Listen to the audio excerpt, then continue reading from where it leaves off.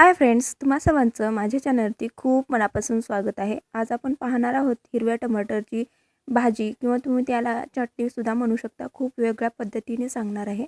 तर मी इथे हिरवे टमाटर घेतलेले आहेत आणि बारीक चिरून घेतलेले आहेत. स्वच्छ धुवून चिरून घ्यायचे आहेत आपल्याला.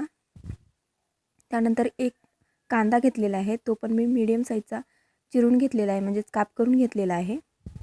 त्यानंतर मी इथे भाजलेल्या हिरव्या मिरच्या घेतलेल्या आहेत. ते भाजूनच हिरव्या मिरच्याच घ्यायच्या आहेत. खूप छान अशी भाजी लागते ही. त्यानंतर मी जे टमाटर आहेत ते कढईमध्ये टाकून आपल्याला भाजून घ्यायचे आहेत. तर मी आता हे तेल टाकून कढईमध्ये भाजून घेणार आहे. शक्यतो करून तुम्ही काळी कढई घ्या, म्हणजे त्याला डाग पडणार नाहीत.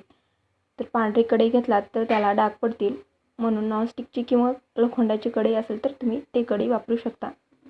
तर मी आता पाणी सुकेपर्यंत आपल्याला हे भाजून घ्यायचे टमाटर भाजल्यानंतर आपण गॅस बंद करून थंड होण्यासाठी ठेवणार आहोत. तर टमाटर भाजलेले आहेत. आता मी मिक्सरच्या भांड्यामध्ये ज्या मिरच्या भाजलेल्या होत्या त्या टाकून घेऊन त्यामध्ये 4-5 लसणाच्या पाकळ्या आणि जाडसर मीठ वापरलेलं आहे. तुम्ही कोणतंही मीठ वापरू शकता आणि त्याची पेस्ट करून घेणार आहे. त्यानंतर त्याच मिक्सरच्या भांड्यामध्ये मी टमाटर टाकून घेतलेले आहे आणि ते जाडसर असं वाटून घेणार आहे. तर तुम्ही पाहू शकता जाडसर वाटून घेतलेलं आहे मी. त्यानंतर आता याला फोडणी टाकण्यासाठी गॅसवरती कढई ठेवलेली आहे आणि तेल टाकून त्यामध्ये जिरे मोहरी टाकून घेतलेलं आहे. ते छान असे तडतडल्यानंतर त्यामध्ये कापलेलं लसूण टाकून घेतलेलं आहे.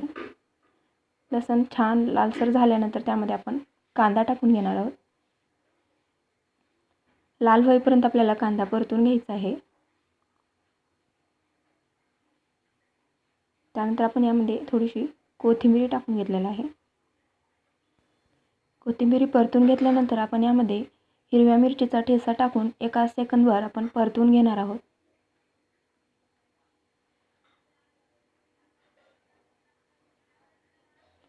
त्यानंतर थोडीशी हळद.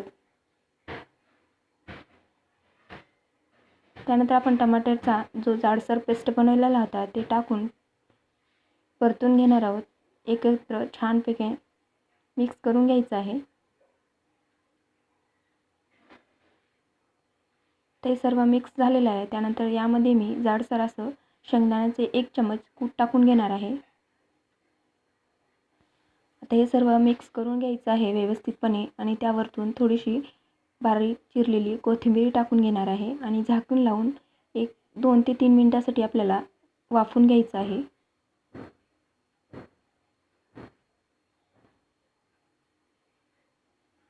आणि मस्तपैकी आपली भाजी तयार आहे.